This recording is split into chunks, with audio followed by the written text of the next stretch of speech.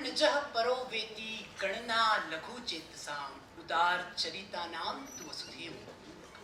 सर्वथा इस भावना को चरितार्थ किया और वह शख्सियत थी महात्मा गांधी। माननीय अध्यक्ष महोदय एवं प्रबुद्ध सदन, गांधी के देश में गांधी, इस विषय पर अपने विचार रखने से पूर्व विषय वस्तु को समझा देना अत्यंत आवश्यक समझता हूँ। इसका सीधा सा तात्पर्य है कि गांधी जी की मृत्यु के उपरांत गांधी जी के विचारों को वर्तमान भारत में किस प्रकार आत्मसात किया गया, हम उस पर चिंतन करें। गांधी जी ने भारत के लिए स्वप्न देखा था जिसके कुछ महत्वपूर्ण सूत्र हैं। पहला, सत्ता का विकेंद्रीकरण। आज राजनीतिक पार्टियां पंचायतें बनाकर इसका इतिश्री तो लेती है, लेकिन माफ कीजिएगा महोदय, गांधी जी का स्वप्न था जहां गांव एक स्वायत्त इकाई हो।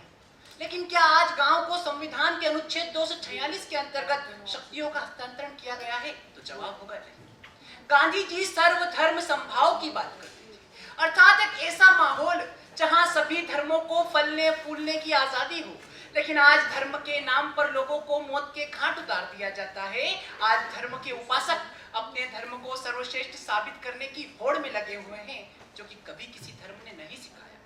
गांधी जी ने दलितों को हरिजन की उपाधि दी, लेकिन आज इतने वर्षों के पश्चात भी जनसंख्या का बड़ा वर्ग उन्हें अपने समकक्ष तक नहीं मानता। तो हरिजन और ईश्वर के पुत्र मानना तो कपोल कल्पना सी प्रतीत होती है। गांधी जी ने राजनीति में नैतिकता की बात की। उन्होंने साधन और साध्य दोनों की पवित्रता पर बल दिया। उन्होंने एक उदाहरण दिया कि जिस प्रकार एक दूषित बीज कभी भी स्वस्थ पेड़ का निर्माण नहीं कर सकता, ठीक उसी प्रकार अनुचित नीति से आया राजनेता कभी भी राष्ट्र को उन्नति के मार्ग पर प्रशस्त नहीं कर सकता। और गांधी जी ने न्यासिता का सिद्धांत दिया, जिसके माध्यम से हृदय परिवर्तन के माध्यम से बड़े बड़े धन्ना सेठ और कारोबारी अपनी संपत्ति का कुछ हिस्सा समाज के लिए दान करेंगे, ताकि अमीर और गरीब के बीच की जो खाई है हम उसे मिटा पाएंगे। लेकिन धरातल पर यह विचार चरितार्थ होते नजर नहीं। मशहूर लेखक एलन पास्कल अपनी किताब द सोल फोर्स वॉरियर में दलाई लामा का चित्रण करते हैं, जहां दलाई लामा बतलाते हैं कि यदि विश्व में हमें शांति को स्थापित करना है तो वह संभव होगी गांधी जी के विचारों के माध्यम से। जापानी फिलोसोफर डाइसाकु इकेडा अपनी किताब the courage of non violence में यह वर्णित करते हैं कि हमें विश्व की तमाम समस्याओं का समाधान चाहिए तो संभव होगा गांधीवाद से। और लुइस फिशर, डेनिस गैल्टन और जेटीएफ जॉर्डन ने भी गांधी जी को सत्य और अहिंसा का प्रणेता माना। लेकिन अफसोस, भारत से गांधी जी के विचार विलुप्त होते नजर आते हैं। क्या यह विडंबना नहीं कि जिस गांधी की स्मृति में यूएन हेडक्वार्टर में गांधी सोलर पार्क की स्थापना की जाती हो, लेकिन अफसोस भारत में आज भी उस गांधी को अपशब्दों से अपमानित किया जाता है। क्या यह विडंबना नहीं कि आज कागज वाले गांधी के पीछे तो हर व्यक्ति भागता नजर आता है, लेकिन विचारों और आदर्शों वाले गांधी को कोई भी आत्मसात नहीं। और क्या यह विडंबना नहीं कि जिस गांधी को संपूर्ण विश्व ने स्वीकारा, लेकिन भारत में उन्हें स्वीकारना तो दूर की बात है, उनके राष्ट्रपिता होने पर भी कुछ लोगों को विरोधाभास है। हाँ महोदय, यह विडंबना है, और इस विडंबना का कारण है कि हमने गांधी पर कभी गहन अध्ययन नहीं किया और पढ़ ली बिना सिर पैर की व्हाट्सएप यूनिवर्सिटी की बातें। यदि हमने गांधी पर गहन अध्ययन किया होता ना, तो हमें आज गांधी के ही देश में गांधी पर चिंतन करने की आवश्यकता नहीं पड़ती। अब इस विडंबना का समाधान क्या है? जब हम धर्म, जाति, संप्रदाय के प्रतिबंधों को तोड़ते हुए देश में शांति और समरसता को स्थापित करेंगे, तब महात्मा गांधी के विचार सार्थक होंगे। जब हम विरोध प्रदर्शन के नाम पर सरकारी संपत्ति को तोड़ने और रेल की पटरियों को उखाड़ देने में नहीं, अपितु शांति और अहिंसक ढंग से अपने हक की आवाज को बुलंद करेंगे, तब महात्मा गांधी के विचार सार्थक होंगे।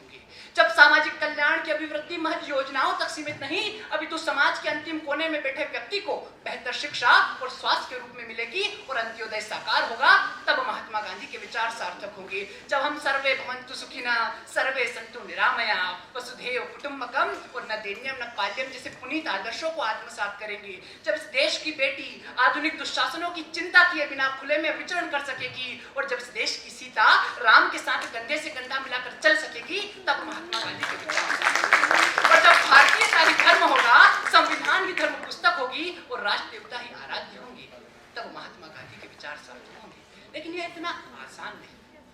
आज आवश्यकता हमें बड़ी बड़ी बातों की नहीं, अभी तो छोटी छोटी पहलों की है, और वो प्रत्येक भारतीय को अपने स्तर से शुरू करनी होगी। जब हम किसी भी शोषण का अहिंसक ढंग से विरोध करेंगे, झूठ के स्थान पर सच को तवज्जो देंगे, संचय से पहले त्याग करेंगे और खुद के कल्याण से पहले समाज और राष्ट्र के कल्याण की भावना हमारे मन में प्रस्फुटित होगी।